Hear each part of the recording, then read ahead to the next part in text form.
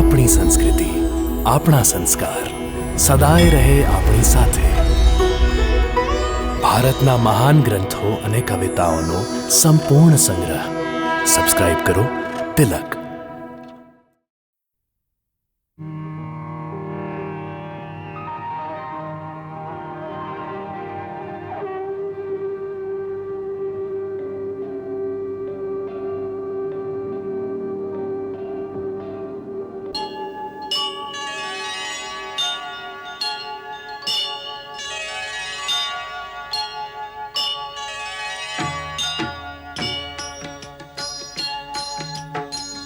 सीताराम चरित अति पावन, मधुर सरस अरु अति मन भावन.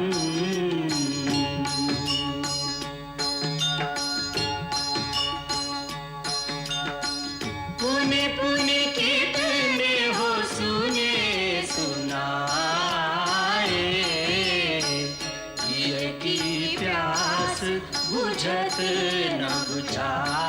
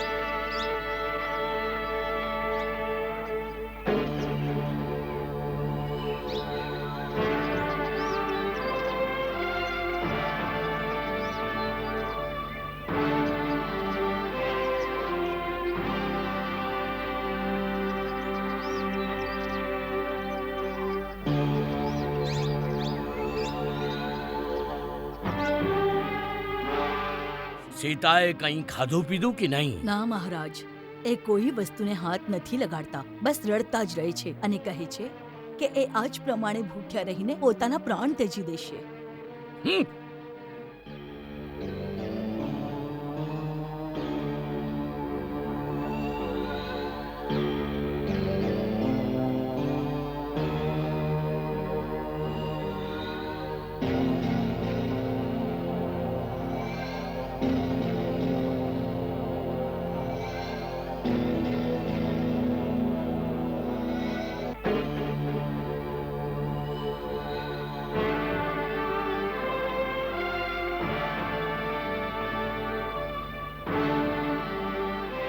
સાંભળ્યું છે તારી મરી જેવું છે, પરંતુ તારા પ્રાણ લેવા માટે યમદૂત તો શું, સ્વયં યમરાજ પણ મારી આજ્ઞા વગર અહીં નહીં આવી શકે. તું ત્યારે જ મરીશ જ્યારે લંકેશ્વર ઈચ્છશે. સુંદરી, હજી સુધી તે રાવણની શક્તિને નથી ઓળખી. જે શક્તિ ઉપર તું ઘમંડ કરી રહ્યો છે, એ શક્તિઓ તારા કર્મને કારણે કલંકિત અને ભ્રષ્ટ થઈ ચૂકી છે. ન માત્ર શક્તિ, પરંતુ એ શક્તિનું વરદાન આપવા વાળા બ્રહ્મા અને શિવને પણ તારા કર્મોએ કલંકિત કરી નાખ્યા છે. યાદ રાખજે, જ્યારે શક્તિ ભ્રષ્ટ થઈ જાય અને કલંકિત થાય તો એ શક્તિમાં બળ નથી રહેતું. સત્ય એકલું હોય તો પણ ભ્રષ્ટ શક્તિઓની અપાર સેના એની સામે પરાજિત થઈ જાય છે. અરે, હજી તો માત્ર દેવતાઓને હરાવ્યા છે. એક પતિવ્રતા નારીની પવિત્રતાનો તે સામનો નથી કર્યો. અહંકારી મૂર્ખ, તું પાપ વૃત્તિથી એકવાર તારા પાપી હાથથી તે મારા શરીરને સ્પર્શ કર્યો છે. તારા નાશ માટે આટલા દોષ પૂરતા છે. મારા શૂરવીર અને ધર્મપરાયણ પતિના ઝેરી બાણ જરૂર તારો સમૂળ નાશ કરી નાખશે. પોતાના રાજ્યમાંથી નિષ્કાસિત બધી જગ્યાએ ભટકનાર એ વનવાસી ભિખારીની આશા તું છોડી દે. એક અલ્લડ નારીની જેમ એક ભિખારીનું સપનું નહીં જો, જે ક્યારેય સંભવ નહીં થઈ શકે. સપના જો લંકાની મહારાણી બનવાના, જેના સાકાર થવામાં માત્ર તારી હા કહેવાની વાર છે. ત્રણેય લોકોની સુંદરી પોતાના મનમાં એ આશા રાખીને બેઠી હોય છે, પણ તું બહુ ભાગ્યશાળી છે સીતા, કે સ્વયં ત્રિલોક વિજયી રાવણ તારી સામે પ્રેમની ભીખ માંગવા માટે ઊભો છે. જે માથું ત્રણેય લોકોમાં ક્યારે કોઈની સામે નથી નમ્યું, એ માથું તારી સામે નમી ગયું છે. તારી એકવાર હા કહેવાથી તું આ અપાર વૈભવ, અસંખ્ય રાક્ષસી સેના, લંકાની બધી દુર્લભ સંપત્તિ અને સ્વયં લંકેશ્વર રાવણના હૃદયની સ્વામિની બની જઈશ. વૈભવ, શક્તિ અને સંપત્તિના મોહમાં આવીને જે સ્ત્રી પોતાનો પતિવ્રતા ધર્મ ભૂલી જાય, એનાથી મોટો અધર્મ કોઈ જ ન હોઈ શકે. મારા માટે તો એ મારા વનવાસી વીર ત્રણેય લોકની સંપત્તિથી પણ વધુ મૂલ્યવાન છે. અને એ મહાન સિંહ પુરુષની સામે તું મને એક કાયર, તુચ્છ અને એક શિયાળ લાગે છે.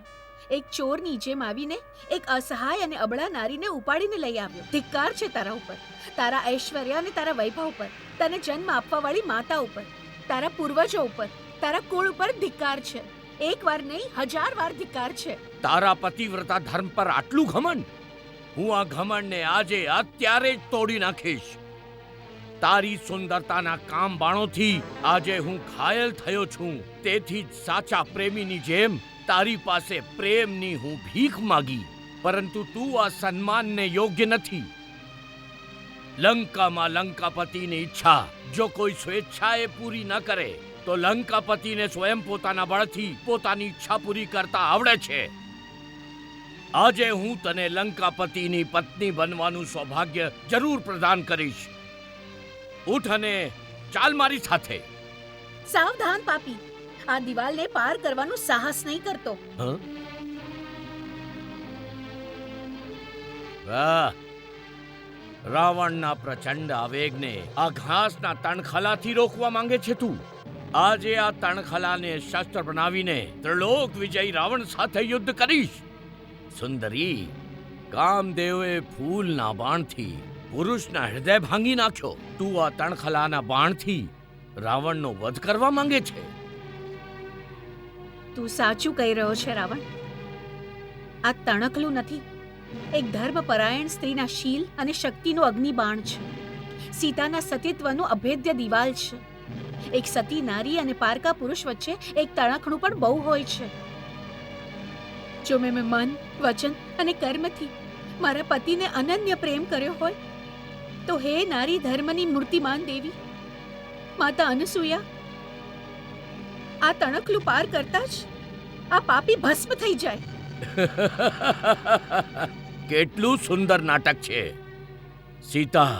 હવે આ બધા નાટક છોડ અને સ્વયં ઉઠીને મારી સાથે ચાલ, નહીં તો હું તારા વાળ પકડીને અહીંથી ઘસડીને તને લઈ જઈશ. ચાલ. સાવધાન રાવણ, નળ કુબેરના શ્રાપને યાદ કર.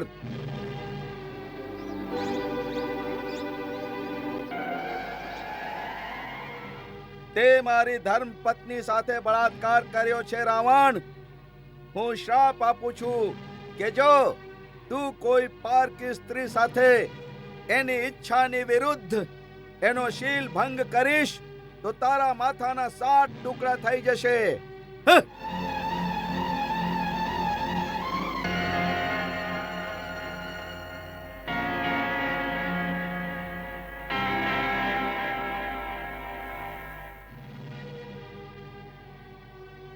સીતે, હું તને એટલો પ્રેમ કરું છું કે હું તારા પર હાથ નથી ઉપાડી શકું. પછી જેને લંકાની મહારાણી બનાવવાની છે, એને મારા દાસ દાસીઓની સમક્ષ અપમાનિત નહીં કરી શકું. આજે નહીં તો કાલે તારે મારી વાત માનવી જ પડશે. જો કે આજે હું તને છોડી દઉં છું અને 1 વર્ષનો સમય આપું છું. સ્વયં પ્રસન્નતાથી મારા અંતરપુરમાં આવી જજે, નહીં તો મારો રસોઈયો સવારના ભોજનમાં મને આપવા માટે તારા શરીરના ટુકડે ટુકડા કરી નાખશે. તમે લોકો સાવધાનીથી સીતાની રક્ષા કરો. કોઈ પણ પુરુષ કે સ્ત્રી મારી આજ્ઞા વગર સીતાને મળી ન શકે. મોતી, મણેક, સ્વર્ણ, આભૂષણ, વસ્ત્રો, આમને જે પણ વસ્તુની ઈચ્છા હોય એ તરત આપવામાં આવે. આ મારી વિશેષ આજ્ઞા છે. સીતા તમારી થવાવાળી મહારાણી છે. એટલે જે કોઈ પણ જાણી જોઈને કે અજાણતા પણ વિદેહ કુમારીને અપ્રિય વચન કહેશે તો હું સમજીશ કે એને તેના પ્રાણ વહાલા નથી.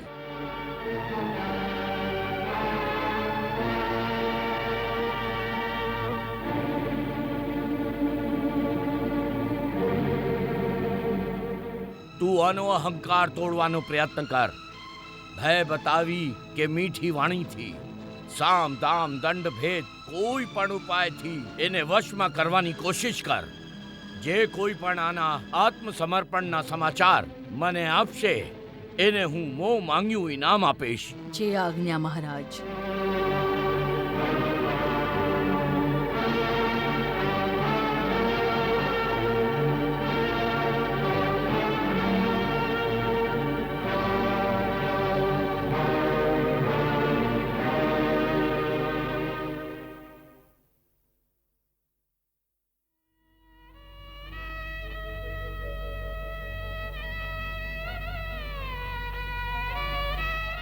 અરે વનવાસીની, શું તારો પતિ મહારાજ રાવણથી વધારે સુંદર, દેખાવડો અને શ્રીમંત છે? ચાલ બોલ, મોઢું ખોલ. શું ખામી છે અમારા લંકાપતિ રાવણમાં? અરે લોક પરલોક યક્ષ બધાની નારીઓ અને સુંદર રાજકુમારી બધા જ મહારાજ રાવણની રાણી બનવા થનગની રહ્યા છે. હવે ચૂપચાપ મહારાજ રાવણની વાત માની લે, નહીં તો યાદ રાખ અમે રાક્ષસી છીએ. તારી આ ગોરી ચામડીને અમે રંગબેરંગી બનાવી દઈશું. પછી નહીં રહે રામની કે રાવણની. સમજી કે નહીં? અરે કાત્યાયની, કલયચ્છી, કલમોહી, આમ ધમકી આપવાથી એ સીધા રસ્તા પર નહીં આવે. જાઓ તમે બધા જઈને આરામ કરો. આ અભાગી સ્ત્રીને હું સમજાવું છું. જાઓ જાઓ બધા.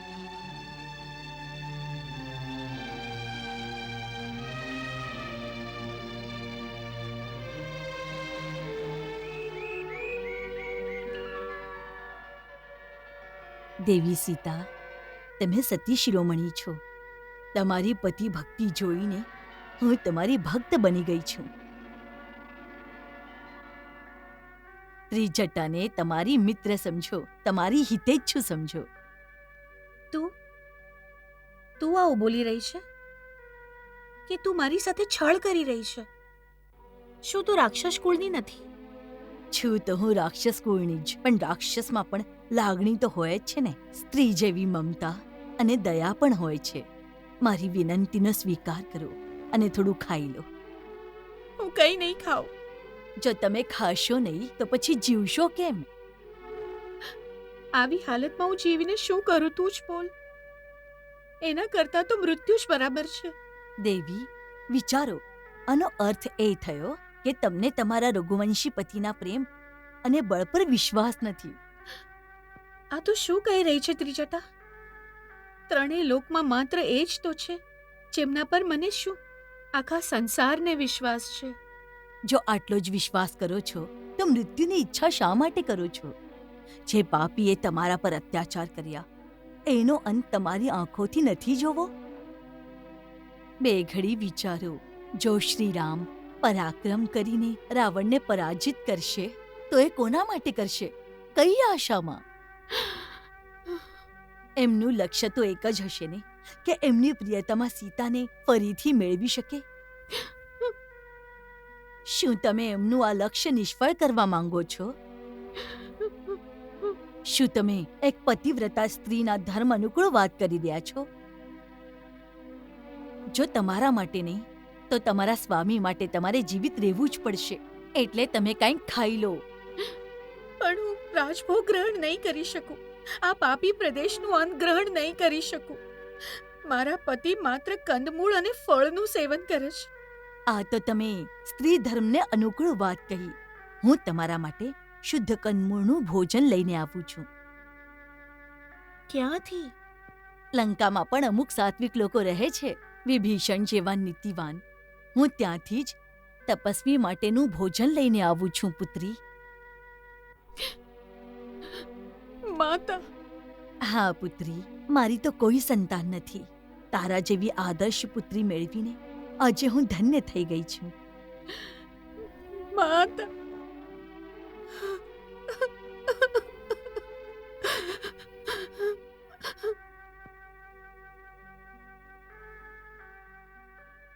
ભૈરવી, આ નવા વસ્ત્રો અશોક વાટિકામાં રાજરાણી સીતાને આપી આવો. સીતા માટે તમે એમને તમારા નવા વસ્ત્રો આપશો? હા ભૈરવી, એ બિચારી જ્યારથી આવી છે એણે એક જ વસ્ત્રો પહેર્યા છે. તેમના વસ્ત્રો મેલા થઈ ગયા હશે. એ એક મહાન સામ્રાજ્યના મહારાણી છે, એટલે એમને પણ યોગ્ય સન્માન મળવું જોઈએ. પરંતુ મહારાણીજી, તમારે એમના પર આટલી દયા કરવાની શું જરૂર છે? મહારાજ જે પ્રમાણે એમના પર મોહિત થઈ ગયા છે એ જોતા તો લાગે છે કે એક દિવસ એ તમારી સોતન બની જશે. એ સોતન બનશે કે નહીં એ વાતની મને ચિંતા નથી. આ સમયે તે લંકાના રાજમહેલમાં છે, એકલા છે અને એક સ્ત્રી છે, એટલે મારે એમને એક વિશેષ અતિથિની જેમ માન આપવું જોઈએ. અને બધી ગૃહિણીઓનું આ જ કર્તવ્ય છે કે ઘરે આવેલી સ્ત્રીની જરૂરિયાતોનું ધ્યાન રાખે. પરંતુ મહારાણીજી, વધારે તર્ક કરવાની જરૂર નથી. જા, મારા તરફથી આ વસ્તુ એમને ભેટ આપી દે અને એમને એ પણ આશ્વાસન આપજે, જો એમને બીજી કોઈ પણ વસ્તુની જરૂર હોય તો કોઈ પણ સંકોચ કર્યા વગર મને સંદેશ મોકલી શકે છે. જા.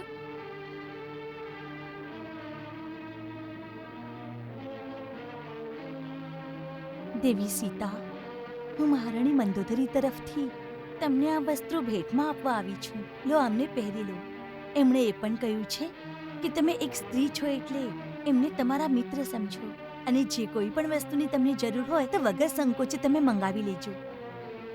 એ દરેક પ્રકારે તમારું આતિથ્ય કરશે.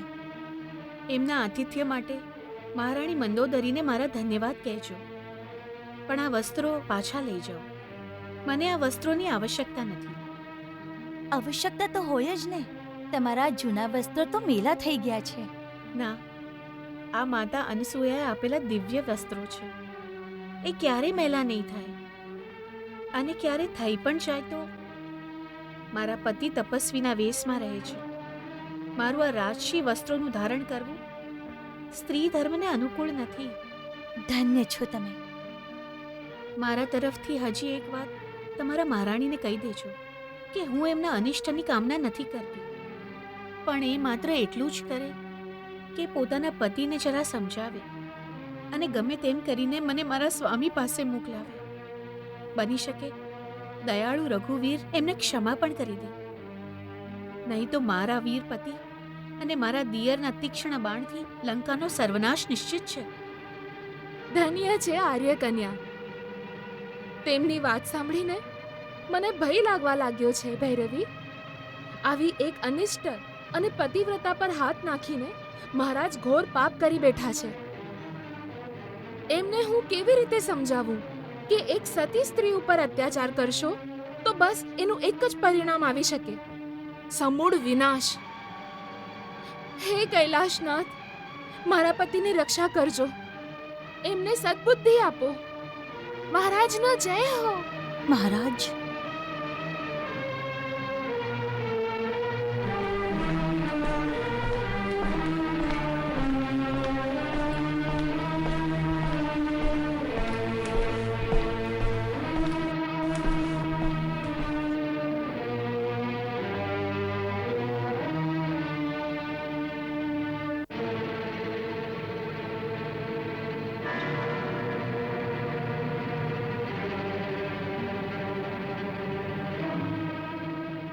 નાથ, જો તમે પ્રસન્નચિત હો તો તમારી પાસે કંઈ માંગુ?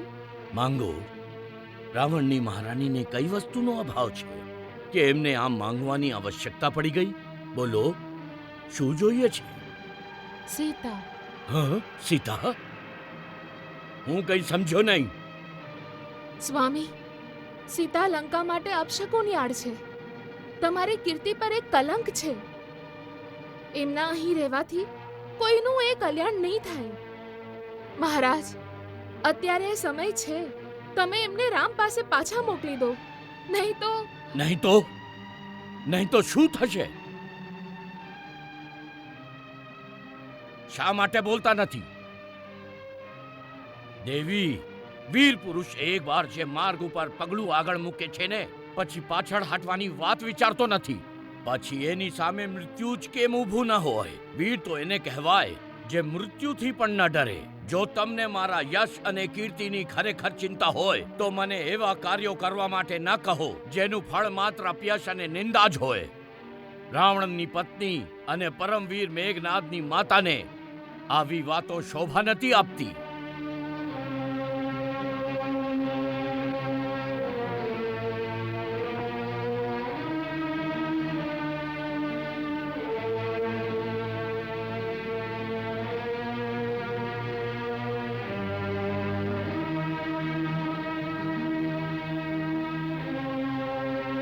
લક્ષ્મણ, આજો.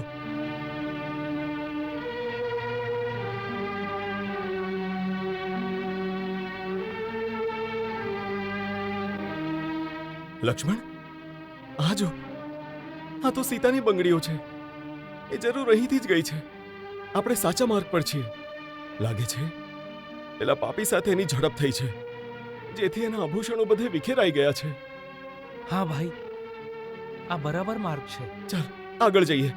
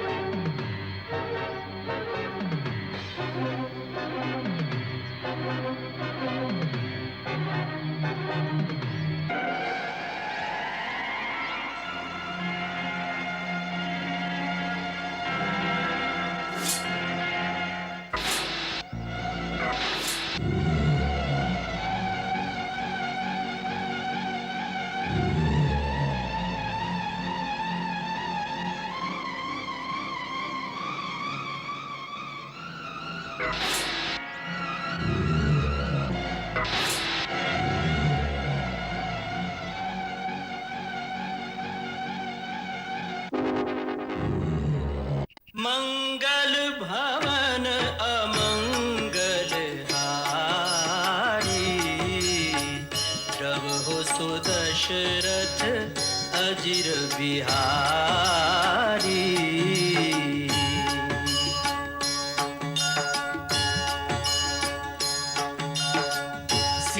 सीताराम चरित अति पावन, मधुर सरस अरु अति मन भावन.